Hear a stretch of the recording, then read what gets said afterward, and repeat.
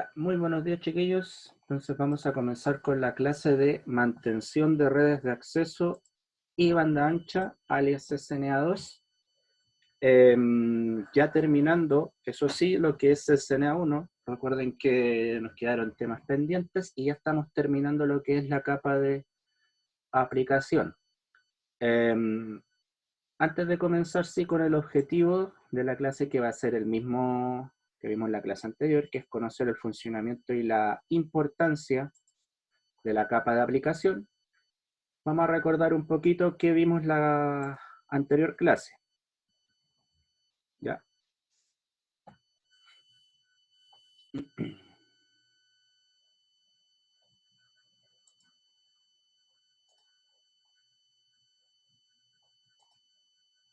Ya, chicos. Entonces, como les decía, vamos a continuar con el mismo objetivo, que es conocer el funcionamiento y la importancia de la capa de aplicación. Ya, para las personas que se están integrando a este espacio online, recuerden que es interactivo, chiquillos. Pueden hacerme consultas mientras yo esté haciendo la clase, no tengan miedo de preguntar.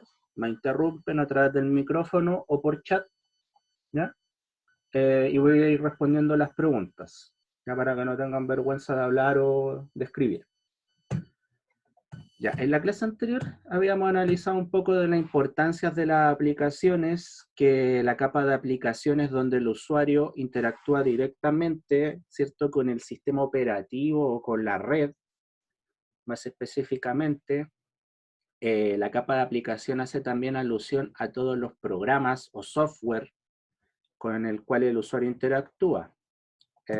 También analizamos algunos protocolos o servicios que trabajan en la placa de aplicación, como por ejemplo es el DNS, el protocolo web o HTTP, los protocolos de correo, el protocolo de HCP, que es un protocolo que entrega, recuerden, direccionamiento de manera dinámica o automática, y los protocolos de chat utilizados comúnmente. Como dice ahí en la primera parte, existen muchos protocolos de la capa de aplicación y siempre están en constante desarrollo, ya siempre hay nuevas versiones. Lo pueden ver ustedes en sus celulares, que constantemente se actualizan las aplicaciones, ya casi a la semana.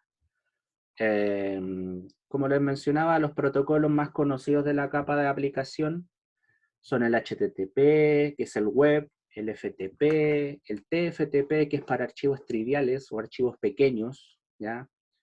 El IMAP, que es un protocolo de correo, POP3, DNS, ¿ya? También Profe, ¿a qué se analizamos... refería con los protocolos triviales? Ah, sí, TFTP, Trivial File Transport Protocol, es un protocolo que permite almacenar y descargar archivos de servidores, ya como un servidor de almacenamiento, pero archivos triviales.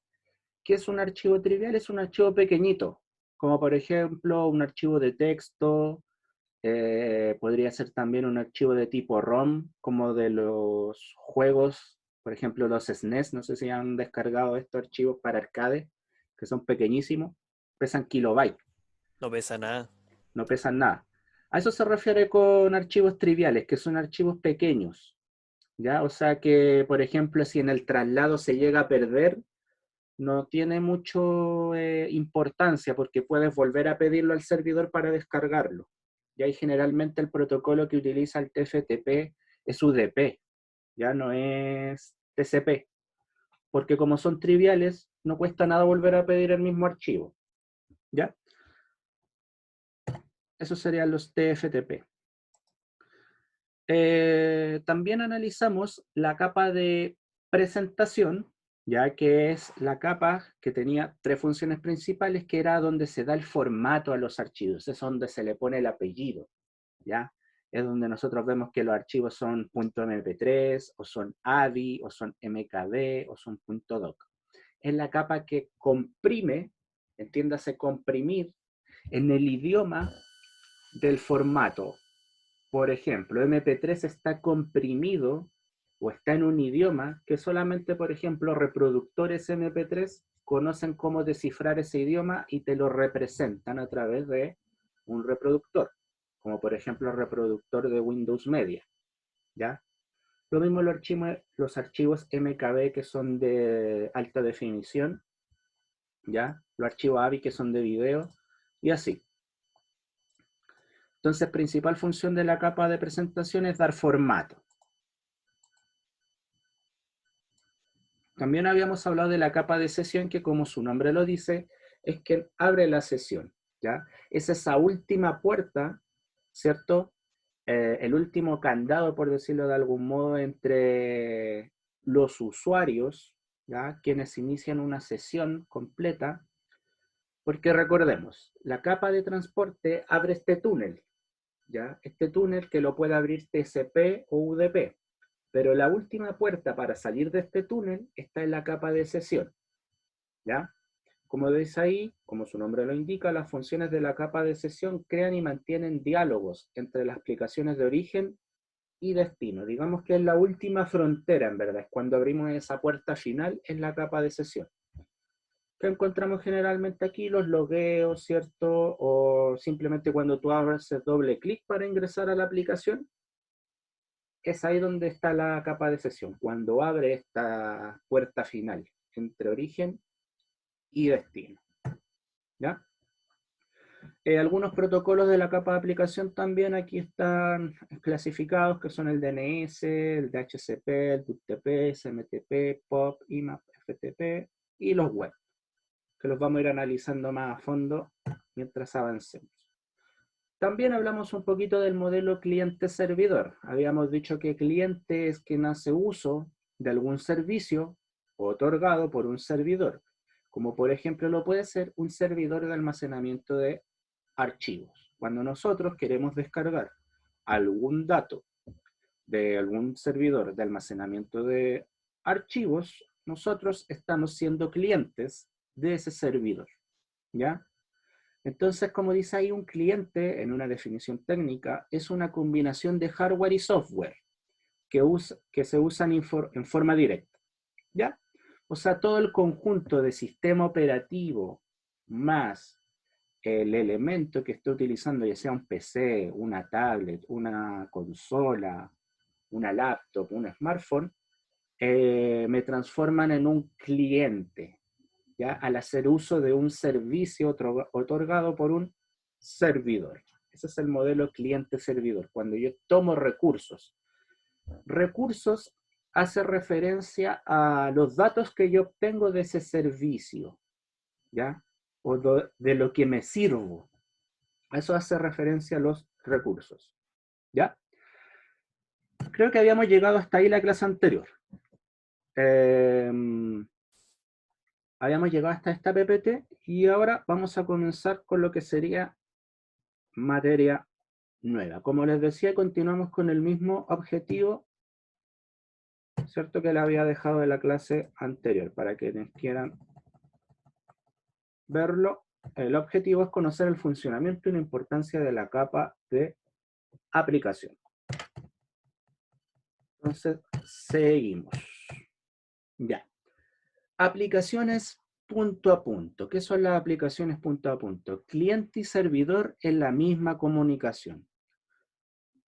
Cuando tú eres cliente, ¿cierto? Habíamos definido que el cliente es una combinación de software y hardware que hace uso de algunos recursos que entrega el servidor. Por ejemplo, cuando nosotros estamos utilizando un chat, en ese chat nosotros somos cliente y servidor al mismo tiempo, ¿ya? Porque estamos haciendo uso de los recursos que me entrega, por ejemplo, quien me envía la comunicación. Me explico. Cuando usted descarga, por ejemplo, una foto de un WhatsApp, usted está siendo cliente de quien está enviando esa foto. O sea, el servidor sería quien le está enviando la foto a usted. Sería el servidor el que está entregando el recurso. Y usted se transformaría en el cliente. Ahora, si por ejemplo usted envía un audio, los papeles se invierten. Usted se estaría transformando en el servidor, o sea, quien está entregando un recurso, Y quien está en el otro extremo se transformaría en el cliente. ¿Ya? Entonces las aplicaciones punto a punto, ¿qué características tienen? Que me transformo en cliente y servidor, dependiendo del uso que yo esté ejerciendo. ¿Ya? Como dice la definición de acá abajo, ambos clientes simultáneamente inician un mensaje o reciben un mensaje. ¿Ya? O sea, son clientes y servidores al mismo tiempo. ¿Dónde se explica mejor esto también? En las aplicaciones peer-to-peer. ¿Ya? Si recuerdan, el año pasado cuando hacíamos referencia a Ares, ¿ya? Que antiguamente Ares era una aplicación donde yo podía descargar recursos, ¿cierto? De distintas partes del mundo. Por ejemplo, cuando quería descargar una película, antiguamente se utilizaba Ares, ¿ya? ¿Y qué es Ares? Era una comunidad donde se compartían ya sea archivos, música, películas, utilizando la tecnología peer-to-peer o point-to-point, ¿ya? O persona a persona también se le conoce, o punto a punto, ¿ya? Dice con las aplicaciones peer-to-peer, cada PC de la red que ejecuta la aplicación puede funcionar como cliente o como servidor para las otras PC en la red que ejecuta la aplicación. Las redes peer-to-peer comunes incluyen las siguientes: eDonkey, G2, BitTorrent y Bitcoin. Antes de pasar a explicar estas que nos presentan acá, tenemos que entender que antiguamente la filosofía del peer-to-peer funcionaba de una manera distinta. Cuando yo quería descargar un archivo, o por ejemplo una película, cuando yo utilizaba la aplicación, por ejemplo, Ares, para poder descargar una película tenía que buscar dentro de toda la comunidad de Ares alguien que tuviese la película.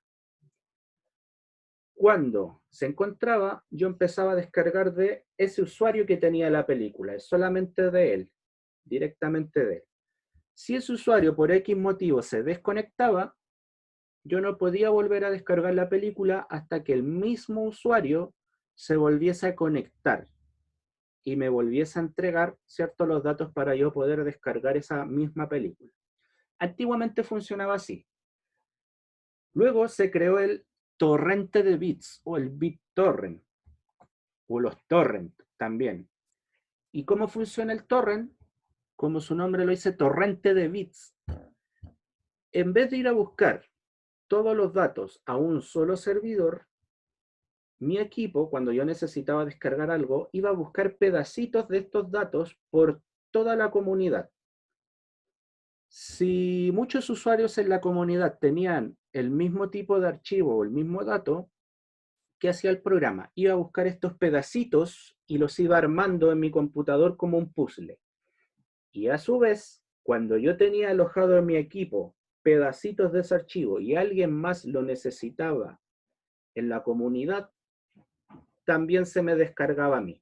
O sea, yo estaba descargando y entregando datos. O sea, funcionaba como cliente y servidor al mismo tiempo. ¿Ya? Esa es la filosofía peer-to-peer. Es cuando yo trabajo como cliente y como servidor al mismo tiempo. Estoy con los dos roles, ¿ya? ¿Y qué programas trabajan con eso? Por ejemplo, BitTorrent, el G2, el eDonkey, que son programas de descarga. Bitcoin sabemos que es una moneda virtual, ya que trabaja con la minación, ya que es un concepto de... ¿Qué es la minación? Es cuando se resuelven problemas matemáticos, ya, a través de un computador, y ese problema matemático se te retribuye con un pedacito de Bitcoin, ¿ya? Y al juntar muchos Bitcoin, obviamente el Bitcoin tiene un valor, que es como una moneda, ¿ya?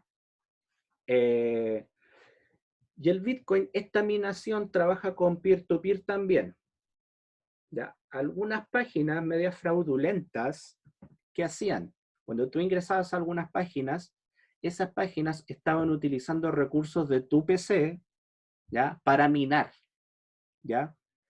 O sea que estaban ocupando tu computador para resolver problemas matemáticos para quien era dueño de la página pueda obtener pedacitos de Bitcoin e ir armándose esta moneda virtual para luego ser utilizada en su beneficio. Pero para que lo entiendan, el concepto de peer-to-peer es ser cliente y ser servidor al mismo tiempo. O sea, es descargar y entregar datos al mismo tiempo. ¿No, chiquillos? Recuerden, si tienen dudas, si algo no queda claro, por favor pregúntenme sin vergüenza. Y acá tenemos un tipo de protocolo que trabaja con peer-to-peer. Este protocolo se llama Gnutella, ¿ya? Aquí entra un poco el ejemplo de lo que es BitTorrent, o el torrente de bits. Por ejemplo, el PC que estoy marcando acá con el puntero dice, ¿dónde está mi canción.mp3? Y la empieza a buscar en toda la comunidad del programa. La encuentra en estos tres PC. Está aquí y está aquí. Entonces, el programa va a empezar a descargar pedacitos de la canción de estos tres equipos donde la encontró. Y además, este equipo cuando la reciba, va a empezar también a compartirla si alguien más de la comunidad quisiera descargar la canción, mi canción.mp3. ¿Ya? O sea, se cumple lo que sería cliente y servidor. Chiquillos, si tienen preguntas, por favor, me las hacen relacionadas con cliente-servidor. Si no, continuamos.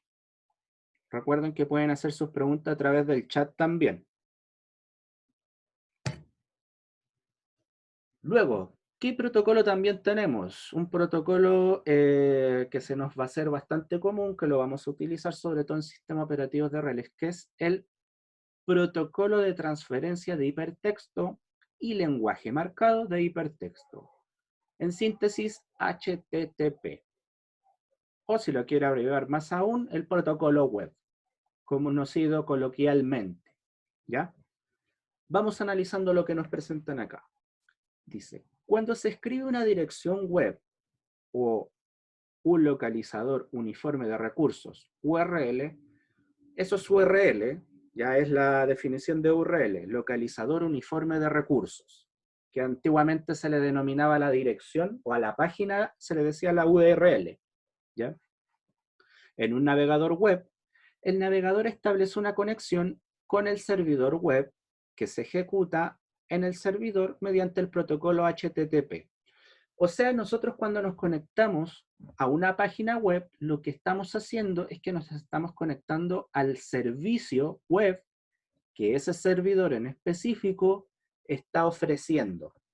O sea, estamos entrando a los recursos que el servidor está entregando a través del protocolo web, que es el HTTP, o sea, el que funciona por el puerto 80, 8080 o 8080 o el puerto 443 para conexiones seguras o cifradas. Los nombres que la mayoría de las personas asocian con las direcciones web son URL, identificadores uniformes de recursos. ¿Ya? URL. ¿Ya? Así se le denomina, o es el nombre técnico de las páginas, URL. Para comprender mejor cómo interactúan el navegador web con el servidor web, podemos analizar cómo se abre una página web en un navegador.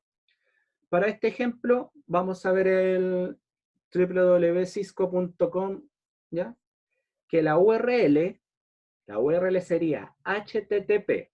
O sea, estamos diciendo, ingresa al protocolo web, www.cisco.com/index.html.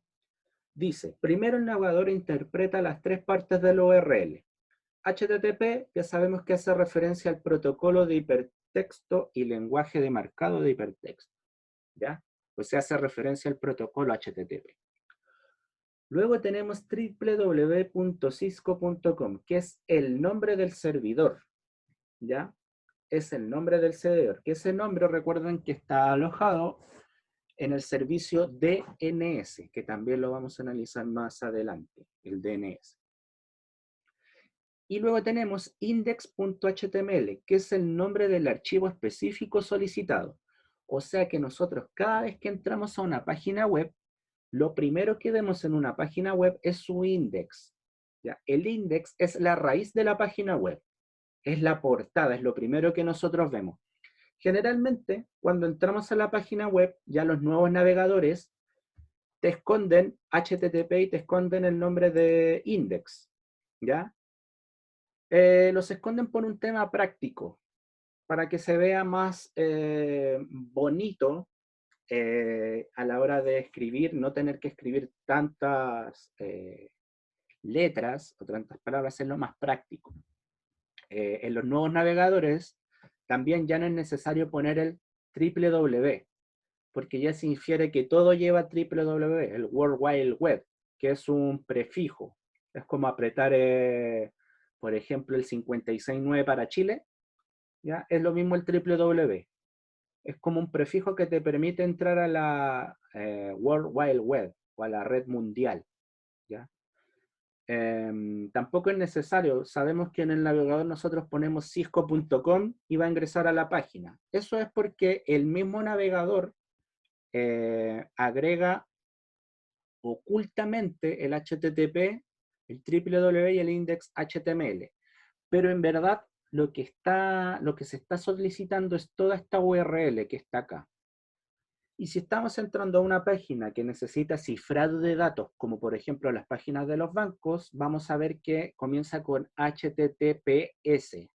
La S viene de secure, ¿ya? O sea, HTTP seguro, porque viene encriptada la información que pasa a través de esta. Y trabaja con el puerto 443, que es un puerto especial, ¿ya? Entonces, ¿qué tenemos que saber? Que el index es la página principal siempre de las páginas web. Cuando nos toque configurar el servidor web en sistema operativo de redes, vamos a ver que el archivo que tenemos que editar es el index.html. Es ahí donde se hacen las primeras configuraciones del inicio de las páginas web. Es el índice, es la raíz. ¿Ya? Eso, chicos, no sé si tienen preguntas, dudas. Si no, seguimos. Aquí se explica un poco lo que pasa cuando nosotros ponemos una dirección, ya en el protocolo HTTP. Cuando ingresamos la solicitud en el navegador, ¿cierto? Recordemos que el navegador es un programa que permite interpretar el hipertexto. El hipertexto es el formato con el cual se envían los archivos que nosotros conocemos como web o como de las páginas web. El formato es hipertexto, ¿ya? ¿Y quién interpreta esos formatos? Son los navegadores web. Dice, el cliente inicia la solicitud de protocolo HTTP a un servidor. O sea, cuando nosotros ponemos el nombre, iniciamos la solicitud. El paso 2, ¿qué ocurre? El servidor te da una respuesta a esa solicitud. O sea, ¿qué hace? Te devuelve un código fuente, te devuelve este código, ¿ya? Te devuelve un código y ese código es interpretado por el navegador web, ¿ya? Por ejemplo, si ustedes quieren ver ese código en sus navegadores web, pueden hacerlo de la siguiente manera. Para los que ya han editado, por ejemplo, los que tuvieron ¿cómo se llama? El proyecto de la página del Totem, tuvieron que editar páginas web, ¿ya? Por ejemplo, si yo quisiera ver el código fuente en Google Chrome, botón derecho, ver código fuente de la página.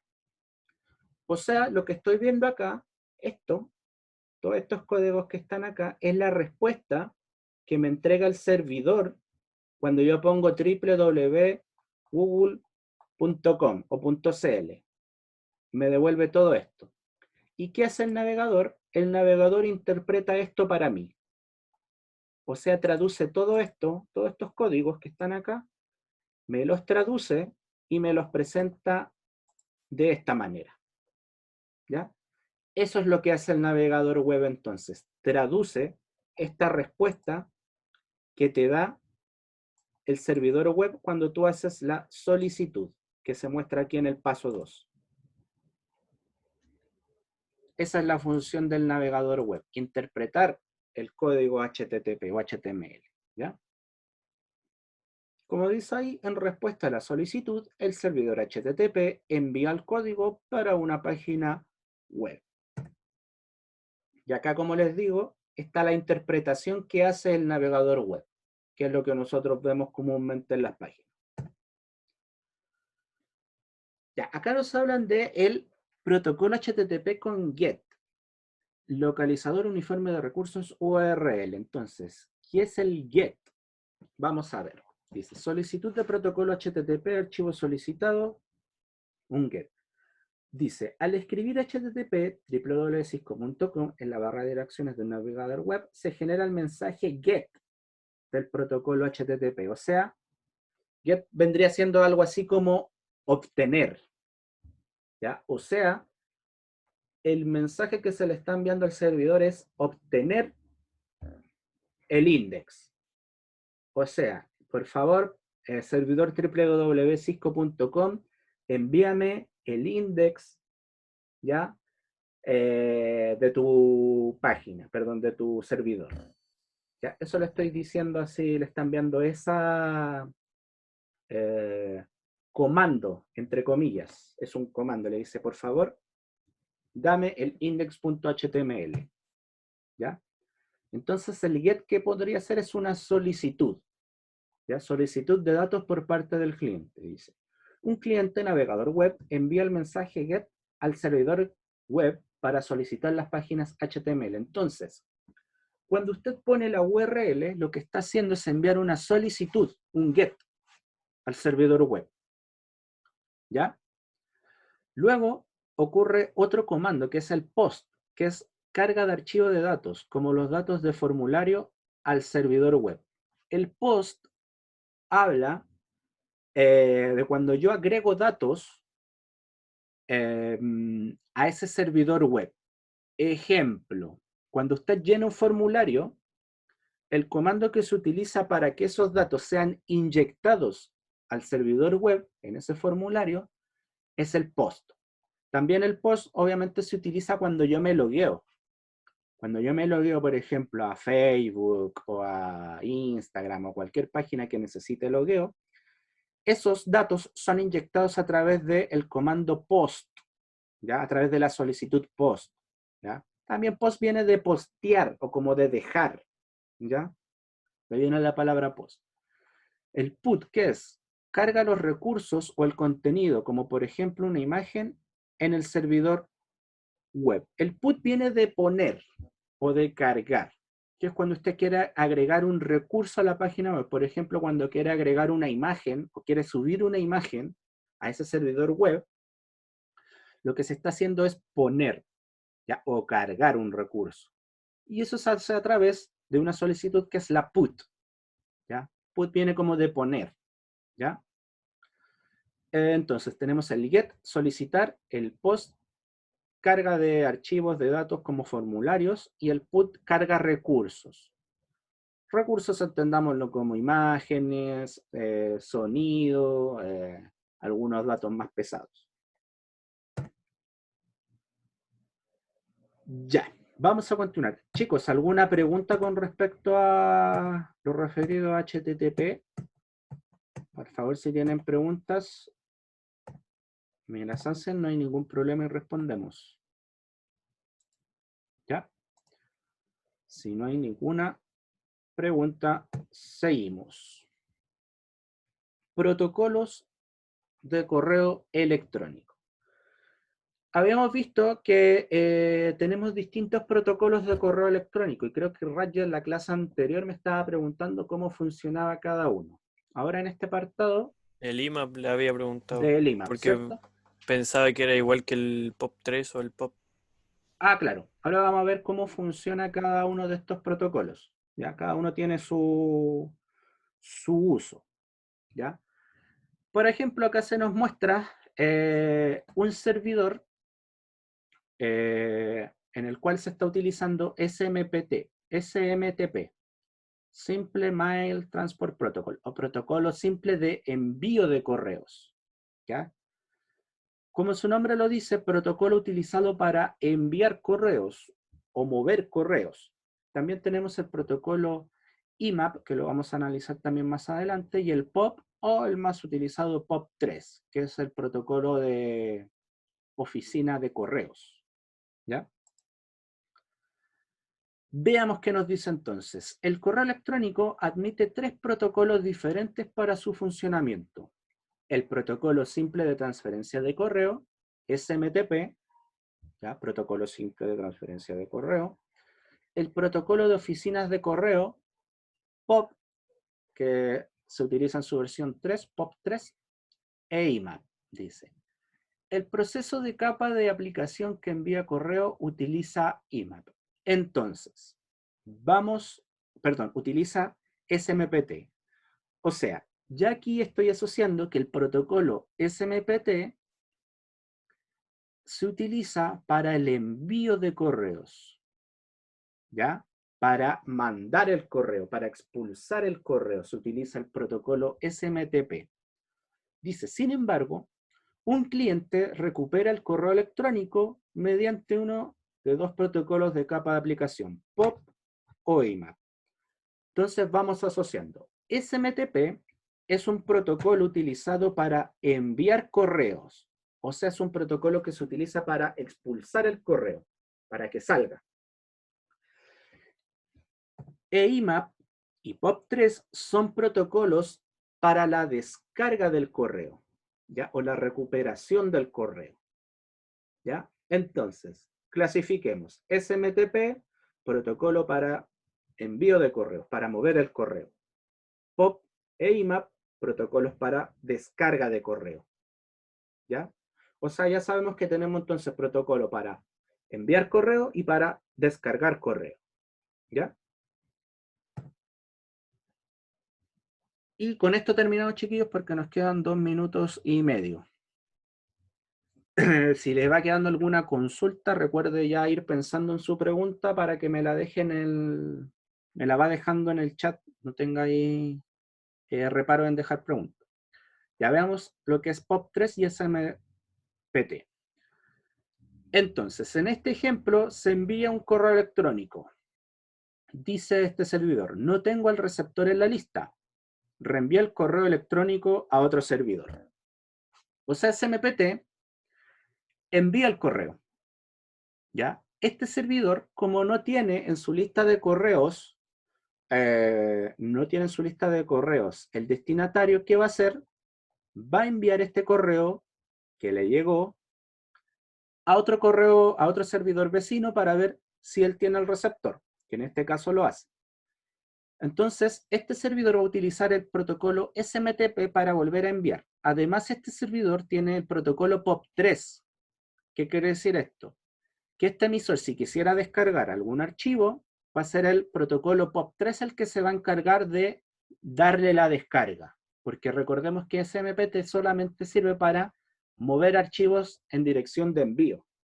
Envía archivos, ¿ya? Este servidor dice, tengo el receptor en la lista. Colocaré este correo electrónico en el buzón de receptor. Entonces, ¿qué va a pasar? Si este destinatario quisiera descargar el archivo, el protocolo el cual va a descargar el archivo va a ser POP3. O sea, POP3 va a ser el encargado de descargar o de entregar estos datos, ¿ya?